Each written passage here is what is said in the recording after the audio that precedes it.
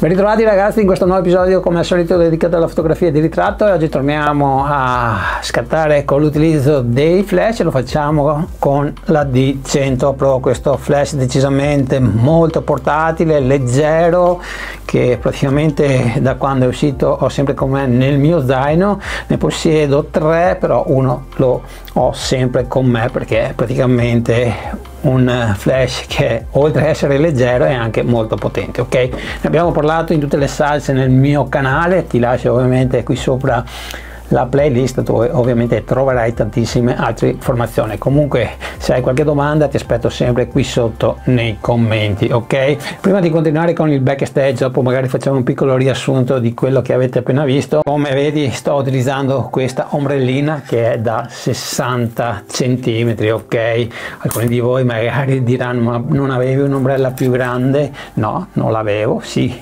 in realtà l'avevo portata, però proprio prima di allestire il set, praticamente quando stavo parlando tra di noi, è caduto lo stativo e si è rotto. Ok, avevo altri softbox, però erano tutti con l'attacco Godos Mount, quindi non avevo l'adattatore, quindi mi sono arrangiato. Avevo detto che questa ombrellina ce l'ho sempre con me nel mio zaino, però tranquillamente se dobbiamo fare delle fotografie di ritratto a mezzo busto è più che sufficiente. Quindi continuiamo con il backstage, rimani fino alla fine, dopo tiriamo le conclusioni del video di oggi e ci salutiamo.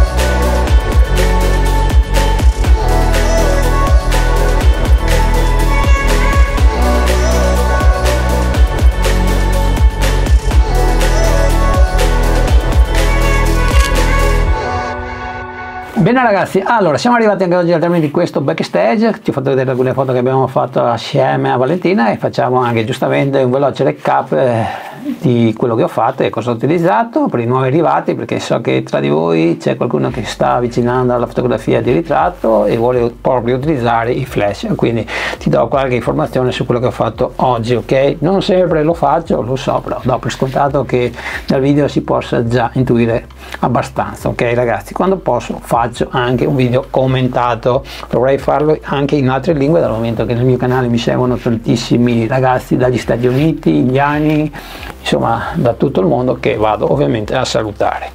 Quindi fatta questa piccola premessa, vediamo velocemente quello che ho utilizzato. faccio anzi un'altra premessa che è molto importante.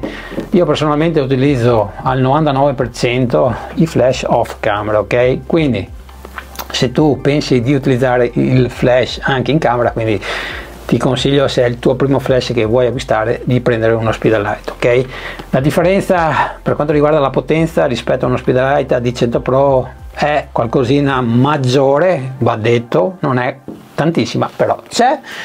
E ripeto ancora una volta, se pensi di utilizzarlo solo off camera, questo A-D100 Pro lo consiglio praticamente molto di più, ok? E anche decisamente, tra virgolette, più compatto e più veloce da installare con un normalissimo setup. Però ovviamente sono cose che ti dico in base alla mia esperienza e ai miei gusti, sono cose che andrebbero ovviamente testate, provate, perché non tutti siamo uguali. Fatta questa premessa, quindi ne abbiamo fatte più di una oggi, vediamo anche velocemente come li abbiamo utilizzati questi due flash. Allora, A-D100 Pro, quello che ho utilizzato come backlight, tra l'altro il sole c'era, però non sono riuscito a sfruttarla perché dove era Valentina, dove stavo scattando, il sole purtroppo non batteva come avrei voluto, quindi non avevo quella rim light sui capelli, quindi abbiamo chiesto l'aiuto alla A-D100 Pro. Qualche volta ho utilizzato questa griglia che troviamo nel kit HPR1, ricordo che sono griglie magnetiche, quindi li installi molto velocemente. Se ricordo bene, la parabola era impostata a 35 mm, qualche volta la mettevo a 50, però ovviamente sono cose sempre che devi testare personalmente in base a quello che vuoi ovviamente ottenere, ok ragazzi? La potenza, qui spendo un minuto in più, ricordo sempre che se posso, specialmente quando utilizzo questi flash decisamente meno potenti rispetto a una D300, a D400, a D600, cerco di scattare sotto tempo sincro della mia macchina fotografica. Possiamo scattare anche in iSync tranquillamente con questo flash, con normalissimo Speedlight, però se è una giornata decisamente soleggiata come era nel caso di oggi, beh, io se posso scatto sotto tempo sincro, ok? Filtro UND al giorno d'oggi dobbiamo averlo, secondo me, tutti nella propria attrezzatura, quindi anche se abbiamo delle dominanti che alle volte sono fastidiose, ma le togliamo velocemente in post produzione, ok ragazzi? Anche perché personalmente mi è successo più di una volta di scattare in iSync e nel momento proprio che la foto era venuta come avrei voluto, in quel momento il flash non aveva scattato. Non so se a alcuni di voi è mai successo, però a me succede molte volte quando scatto proprio in iSync con flash decisamente molto meno potenti, ok? Però mi è successo anche con la D400 e D600, questo non lo nascondo. Per quanto riguarda invece la luce principale, A-D100 Pro, anche lui, qui la parabola ovviamente era aperta al massimo. Qualche volta, adesso non mi ricordo a quale punto dello shooting, ho messo anche questo diffusore che ovviamente va a togliere 1-2 stop, però dal momento che stavamo scattando ovviamente con la potenza reale del flash non è un problema. In effetti, se ricordo bene, qui aveva una potenza decisamente molto bassa, un ottavo, un sedicesimo, qualche volta anche un quarto, ok ragazzi? Più o meno queste erano le potenze che ho utilizzato. Non l'ho mai utilizzato alla massima potenza, tanto meno a un mezzo, quindi potenze sempre decisamente molto basse, si fa per dire, e la ricarica era decisamente molto veloce, ok ragazzi?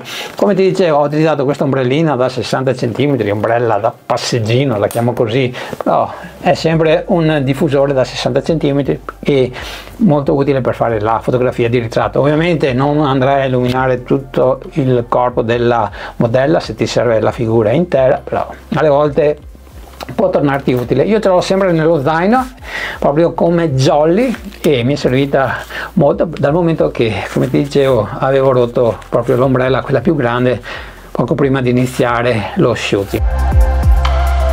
Bene ragazzi, allora sto bevendo un caffè e sto anche editando il video che hai appena guardato, quindi non mi resta che salutarti. Se il video ti è piaciuto ti invito a lasciare un like, ricordo che il mio canale è totalmente gratuito, non ho Patreon, non ho abbonamenti, quindi l'unico sostegno che chiedo ai miei iscritti, a chi guarda i miei video, è un semplice like.